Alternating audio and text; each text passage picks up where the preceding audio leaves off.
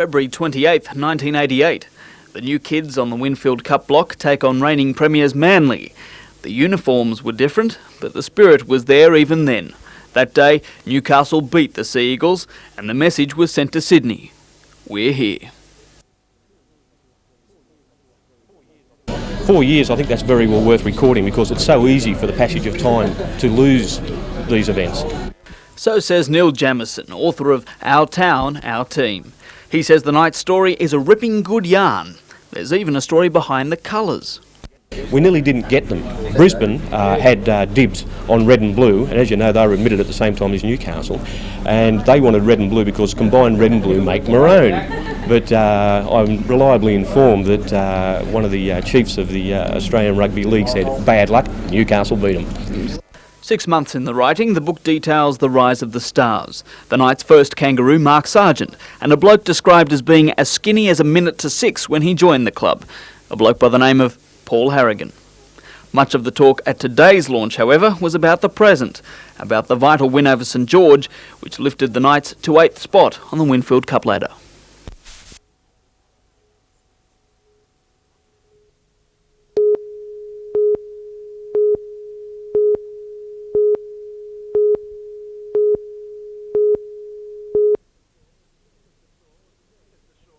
Mr Shaw was a guest of member for Newcastle Bryce Gaudry. His address to the Chamber of Positions early, but it was the home side supporters who were cheering. Some long passes finding rangy forward Scott Goulet in full flight. Heron cutting back inside, Ian Heron breaks through, one man in front, onto Goulet, and Goulet scores a great try. 5 minutes later, Robbie O'Davis produced one of the best solo efforts of the season. Still going, Robbie O'Davis, nobody in front of him, chased by Ricky Walford from behind, Heron from the far wing swoops in. Brad Mackay saw daylight in the Knights line. Busts out of a couple of tackles. That gave the Dragons field position. They aimed wide on the 5th, and Walford had the legs to finish. In front of him. Mark Sargent muscled his way through, and Tony Herman was awarded a doubtful try. Handballs it onto Herman, and it's been allowed. Looked as if it might have just travelled forward. A rehearsed move around 5/8 Michael Hagan went to perfection for an 8-point lead at the break. Through Matthew Rodwell. Mackay aggravated an ankle injury, and Rodwell added to coach Brian Smith's pain with a field goal. Close to the post, got it. Saints looked tired and beaten, and winger Shane Mackley made sure they were. Mackley's close, he's over.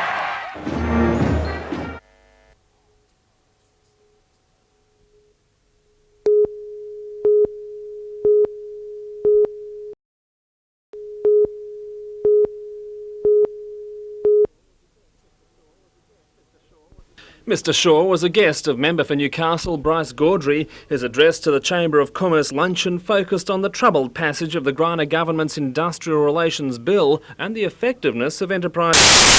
Mr Shaw said enterprise bargaining hadn't been embraced by employers who feared that employee access to an industrial court process could destabilise agreements. He says that the state opposition now recognises the need for a more vigorous private sector which would provide more employment opportunities, but he says the existing arbitration process is still the most appropriate path. And I have faith in the Arbitration Commission's capacity to develop with the times, to evolve new structures and to move towards the sort of industrial relations that will suit us in the 1990s. Mr Shaw said Newcastle's ability to shake off the dark days of industrial disharmony and create real workplace reform was evidence of the success of the arbitration process. Tom Hilston, NBN News.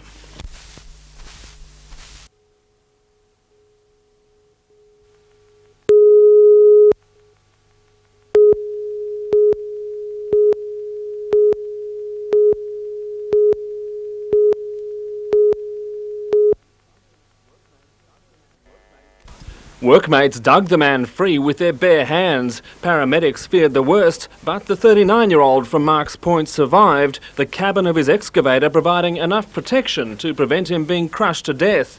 The excavator had just dug a 3-metre deep hole for a petrol tank at a service station in West Wall's End. As the operator lowered the 1,500-kilo tank into position, disaster. Witnesses watched in horror as the machine toppled, its driver unable to escape. Overbalanced and the bank gave way and the machine just slipped in the hole. It's understood the man suffered a fractured arm, leg and pelvis, as well as suspected internal injuries. He was airlifted aboard the Westpac rescue helicopter to John Hunter Hospital, where he remains this evening in a stable condition. Tom Hilston, NBN News.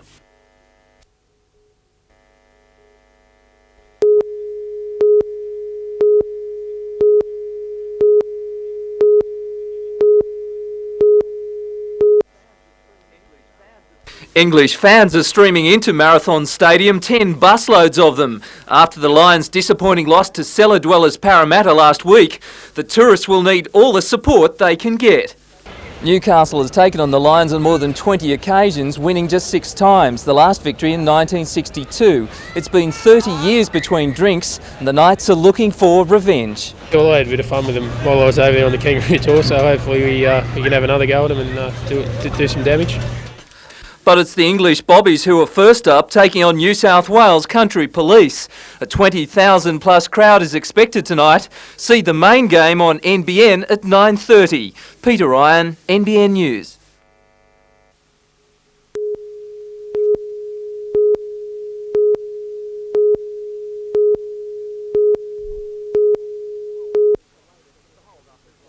The hold-up is the latest in a series of robberies at the Gateshead Post Office Agency on Sydney Street. The incident still came as a shock to neighbouring storekeepers. She's just flinging her arms around saying, robbery, robbery. We wasn't sure exactly to start with, but then by the time we come out we understood what she was saying.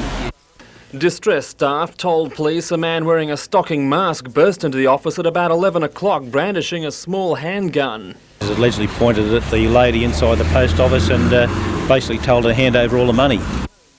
Police combed surrounding suburbs looking for the gunman's car, a dark brown station wagon. But within an hour, more police were called to a second armed hold-up at a Department of Housing office just 10 kilometres away. Staff said a man wearing a stocking mask had threatened them with what appeared to be a shortened firearm concealed under a cloth wrap. Police were told a dark brown station wagon left the scene at high speed. Although the second gunman was thought to have a red beard, police suspected a link between the robberies. From what I'm led to believe so far, the same motor vehicle or a motor vehicle of similar description may have been involved in this second hold-up at Hamilton, but that's unconfirmed at this stage. It's understood that both hold-ups netted only a small quantity of cash. Police inquiries are continuing. Tom Hilston, NBN News.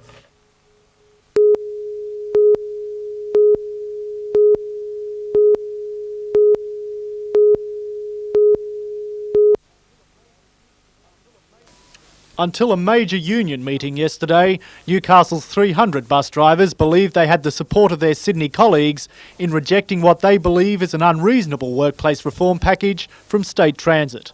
But now the Sydney drivers have accepted a cost-cutting deal, splitting the union and, according to local officials, enraging the Newcastle drivers.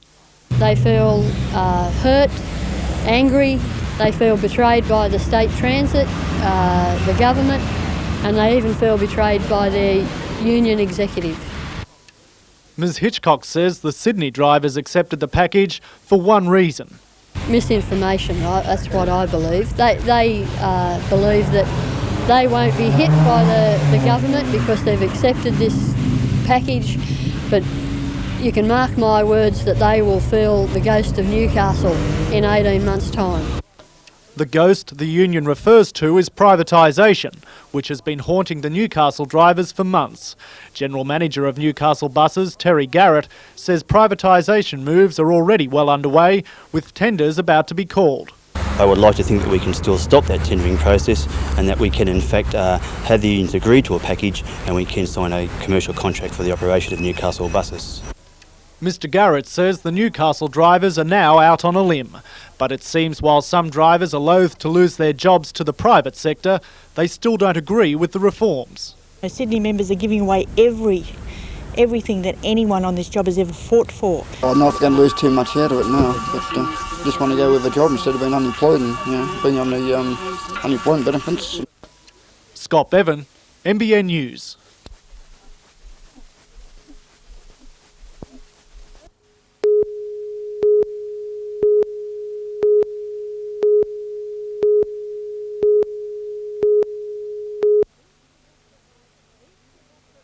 These people provide health care for Aboriginal communities on reserves in the Northern Territory. They're also studying a diploma in primary health care at Bachelor College near Alice Springs.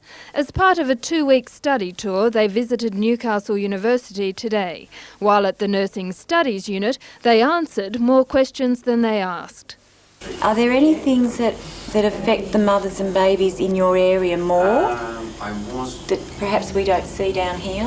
Malnutrition. Malnutrition, right. Malnutrition. Okay. Judy Borde has been a health worker on Crocodile Island in Arnhem Land for 24 years. While she's given strict guidelines about what she can and can't treat, she provides a valuable service to the community. People comes with chest infections, scabies, infected scabies especially, diarrhea, malnutrition.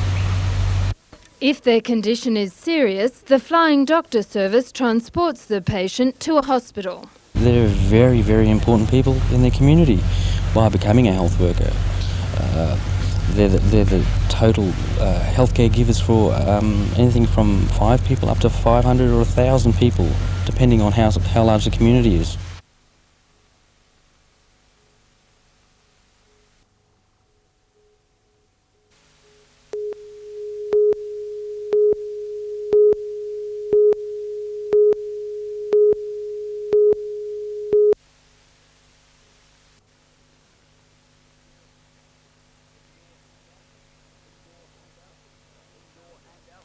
Indoor and outdoor staff of Narrabri Council supported the rally. They stopped work to attend. Among the motions passed by the group was a vote of no confidence in the council.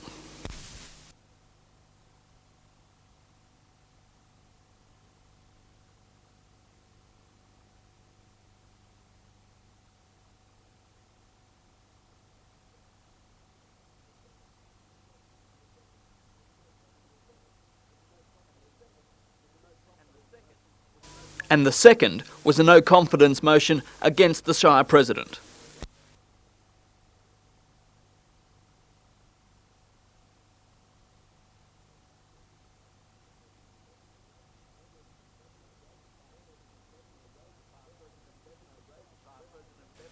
Shire President Bevan O'Regan addressed the meeting but failed to provide any of the answers.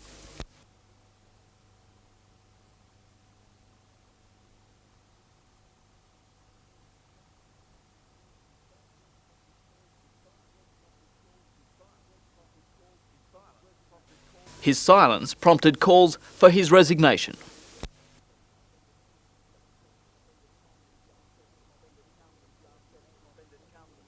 Suspended council staff Cess Cotton, engineer Jeff Bickford and senior storeman Warwick Armstrong and the latest casualty Trevor Grandin all attended. There were even claims that the suspension notice handed to the acting engineer earlier this week is not valid. Former Shire President Ross Panton called on Bevan O'Regan to tell the people the truth.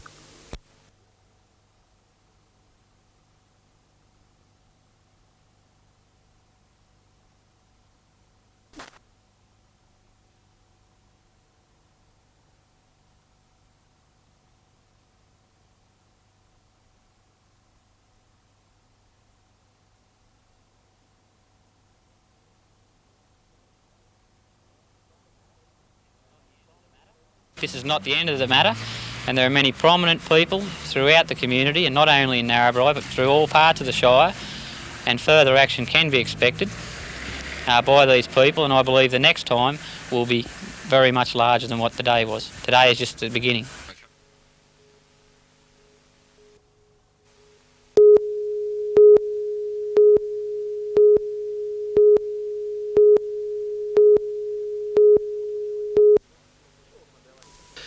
Shortland Electricity Line Workers Education Centre, or SELEC for short, is unique in the state. It provides vital training for the potentially deadly business of working on live power lines. SELEC is a self-contained facility with its own training yards and lecture theatres. More than 100 line workers from most of the state's electricity distribution councils have studied here since the program started 18 months ago. The latest recruits are from Sydney and Prospect councils. Now Shortland is taking the idea overseas. Just had some staff in New Zealand at an electricity supply industry conference showing people what our ideas are for productivity and management in this area, and that's been very well received. Electricity suppliers lose money every time they cut power supplies for maintenance and upgrading, and of course customers, especially industry, also lose out. Liveline work is proving attractive to the rapidly growing Southeast Asian market, and that's where Selec's expertise could prove lucrative to Australia. Strong interest has been shown from the Municipal Electricity Board and the Provincial Electricity Board in Thailand. Strong interest is also coming from Indonesia, and later this year Selec will be represented at a meeting in Hong Kong. Meanwhile, they're solidly booked out as councils across the state look for more skilled and safety-conscious workers. Tom Hilston, NBN News.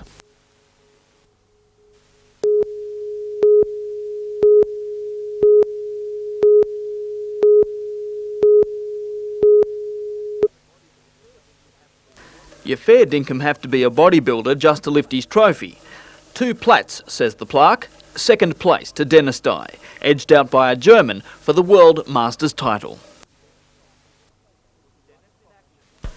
Dennis in action. Looking like a sock full of potatoes, this performance won him the New South Wales title earlier this year.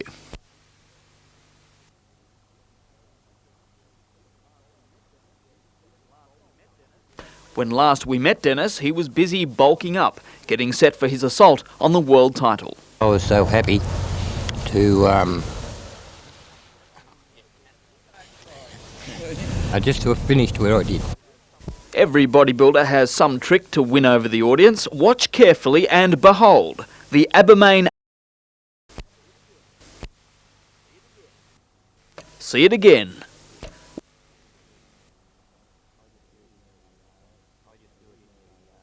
I just do it in the evening part of the show, not in the judging, just to have a bit of fun with the audience. What's next? Well, some well-earned R&R. Then it's back down to business. And the goal's already been set. To go one step further and win it next time.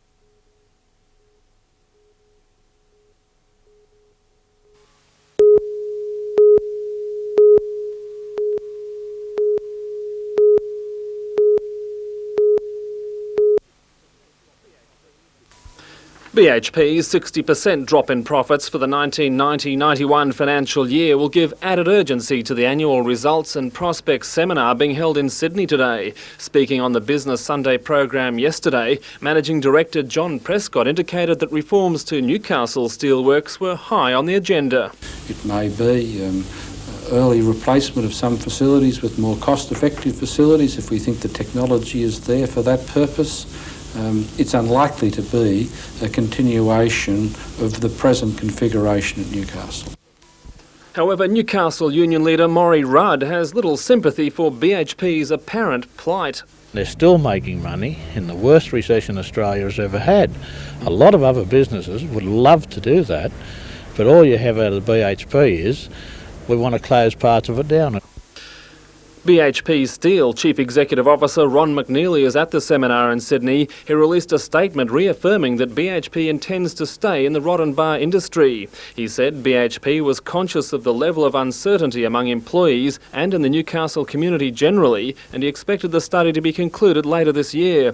He said the study would determine the most efficient form of BHP's involvement in the industry, but the final decision would be the best commercial one. Meanwhile, Mr Rudd is the head of a Newcastle committee of local business leaders who will consult with BHP over their plans in the next few weeks. And we're not against change, because with new technology and all, there is always job losses. But we want a steel industry still in Newcastle.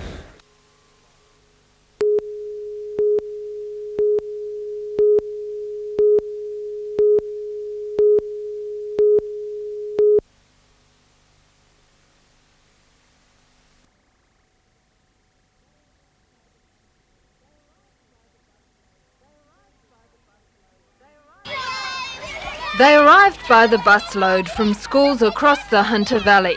After months of preparation, the final touches were applied. Some competitors were nervous, others looked forward to the experience. I've been on stage here a few times before, but yeah, I am excited. More than 2,500 students will have their turn up on stage at this year's dance festival. So how was it? It's great. Just wanted to stay out there longer. It's good. After 9 performances at Newcastle University's Griffith Duncan Theatre, the show will go on the road. We become a travelling circus, I suppose. We have 10 buses. They go to Muswellbrook High School where they perform, and we also go to Taree Entertainment Centre.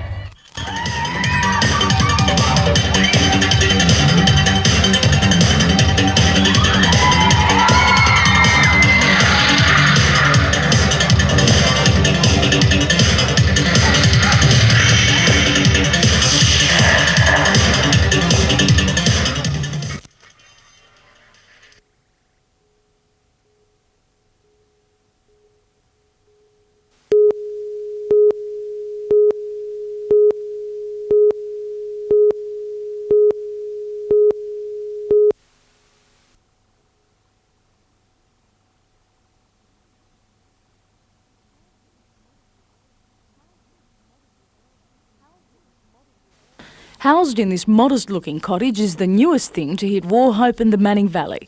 Located at 103.9 on the dial, Hastings Community Radio, or 2-Way FM, was officially given the go-ahead last night by the Australian Broadcasting Tribunal. 8 years and a month to the day, the station involving the Hastings community began its fight to be heard. With a format ranging from folk music to a local bands feature, 2-Way FM is hoping to involve the community as much as possible. Running on solar energy, the station is currently on air from 6 Friday morning until 11:30 Monday and has plans to expand and improve its airtime.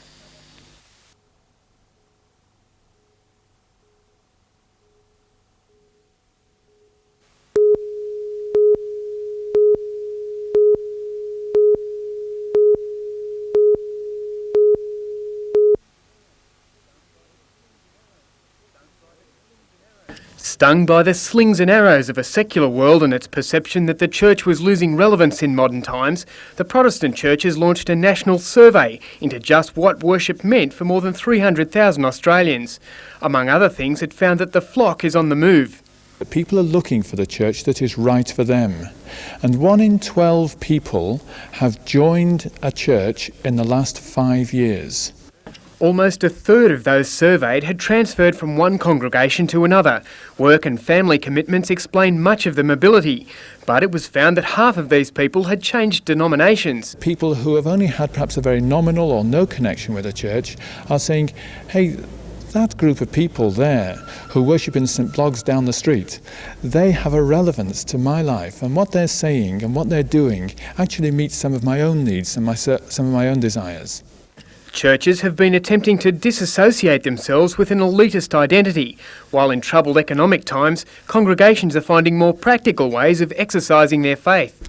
All sorts of new and creative ideas are coming in throughout the community. I think of a church in Weston, for instance, which could not survive financially if it just relied upon the giving of the people, but has a large op shop which helps not only to run the church, but also helps and builds up the community.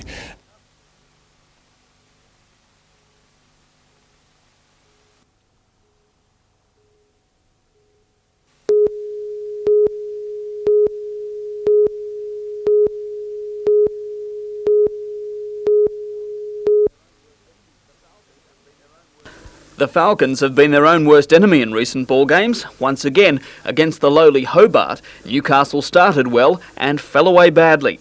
No excuses from the coach. We're very disappointed in our performance, especially against Hobart. I'm very disappointed that we haven't covered the injuries that we've had with people stepping up and doing the jobs. We feel that we really have to address the problem of the mental toughness of this team. And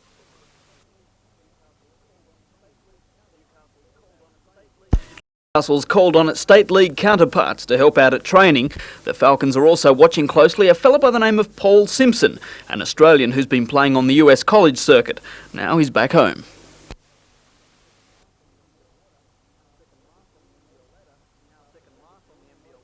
Now second last on the NBL ladder, Newcastle has a gruelling road trip next, Melbourne and Hobart. Tom Wiseman says playoff hopes have not evaporated yet, but morale has to be boosted. that's one of the toughest things to find an answer to as a coach. I don't have those answers yet. We're going to do a lot of things, and it's going to be sort of trial and error, hit and miss.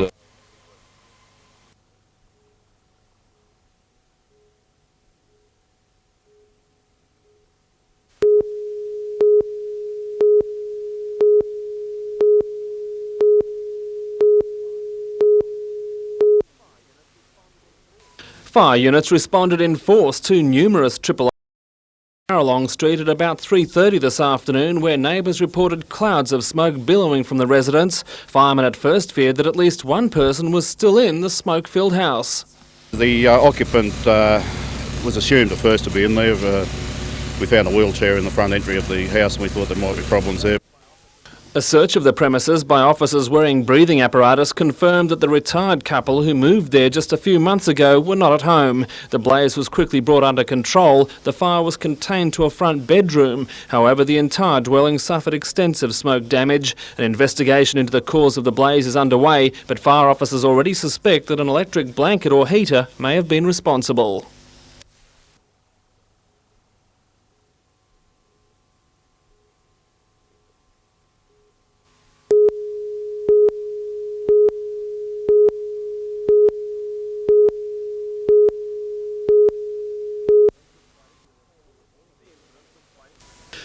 The incident took place at a cable repair business on an industrial estate at Rutherford, west of Maitland. A part-time guard with the Gold Security Company surprised a man inside the boundary fence at about 2:30 this morning. Guards employed by the security firm are equipped with handcuffs. A pair was used to restrain the intruder, but as the guard was escorting the man away, he ran into difficulties.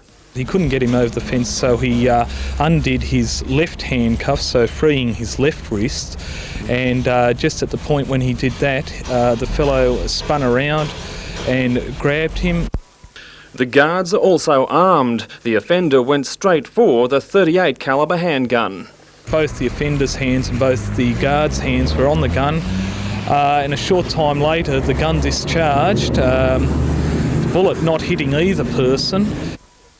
The man then fled on foot with the handcuffs still attached to one wrist. The guard has given police a good description of the man. He's about 30 years of age, 165 centimetres tall and of medium build. He also had black wavy hair and a black beard. If you recognise this man, call the Crime Stoppers number on 008 251 009. A reward of up to $1,000 is offered for information leading to an arrest. The number once again is 008 251 009.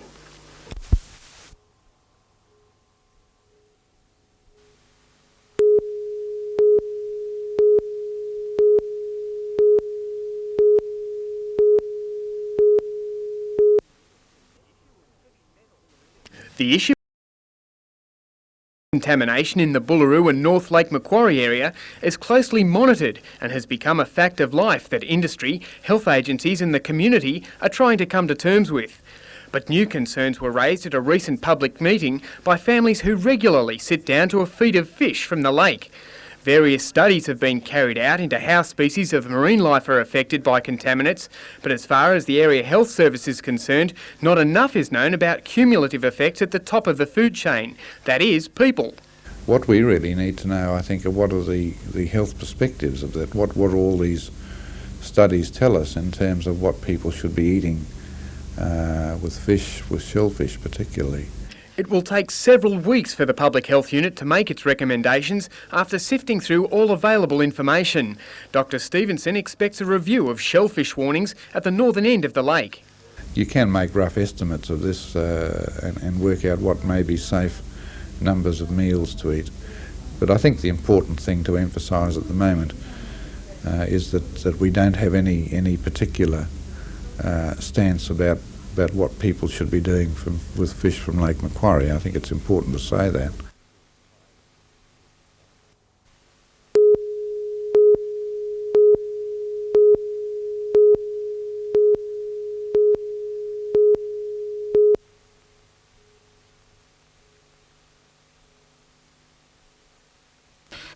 Built in 1948, the Newcastle Workers' Club became one of the major casualties of the 1989 earthquake. Rocked by the quake measuring 5.5 on the Richter scale, 9 lives were lost on the site. Today, after 2.5 years in the making and $28 million later, the new Workers' Club became a reality. Spanning 1,500 square metres in floor space, the complex was built using 80% local labour. And yes, it's designed to resist earthquakes greater than the 1989 one. If there's an earthquake again, that you don't get parts of the building moving relative to each other. The whole building behaves together. A number of the club's features are Australian firsts. The largest of its 2 auditoriums boasts a sound and lighting system with some of the most advanced equipment available on the market. It has 14 bars, hundreds of poker machines and 3 eating areas, all serviced by just one, be it very large, kitchen. This contains state-of-the-art ovens, freezers and the super wok, capable of cooking enough food in 11 minutes to feed 100 people. Its beer cooling system, called Texel, is also unique in New South Wales. The beer is chilled centrally in the cold room and then cooled to around 3 degrees as it travels through 41 kilometres of tubing leading to the bars. 3 major pieces of artwork created by local artists focus on the area's harbour landscape, its waterways and sporting lifestyle.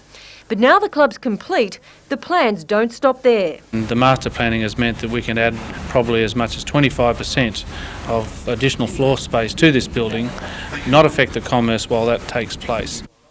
Mr Dean says the club has acquired land next door to allow for future additions and expects expansion work to begin in 5 to 7 years.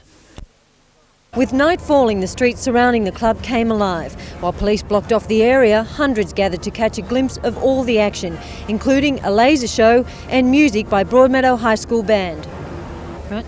Catherine Lamond, NBN News.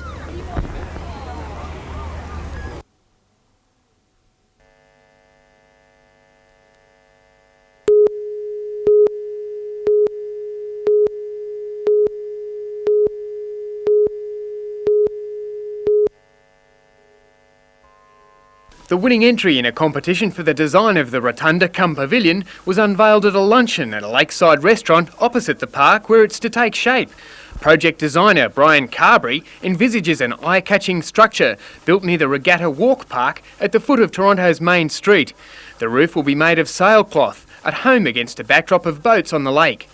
I think it will lend an identity to the foreshore here to start with, and I'd like to see Lake Macquarie Council come to the party with assistance in kind, if not money, and landscaping and lights, barbecues possibly, and I'm sure that all the ward aldermen in particular will be looking at that. The local Chamber of Commerce, the community and businesses have supported the plan, raising close to $30,000 to get building underway. Work will be carried out by unemployed people from the Skillshare project.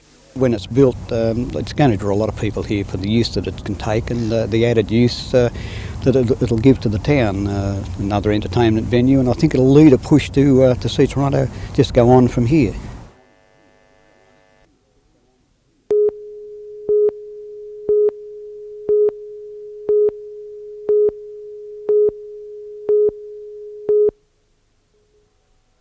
Justin Rousell is being freely tipped as a real medal chance for Australia at the Barcelona Olympic Games in the lightweight division.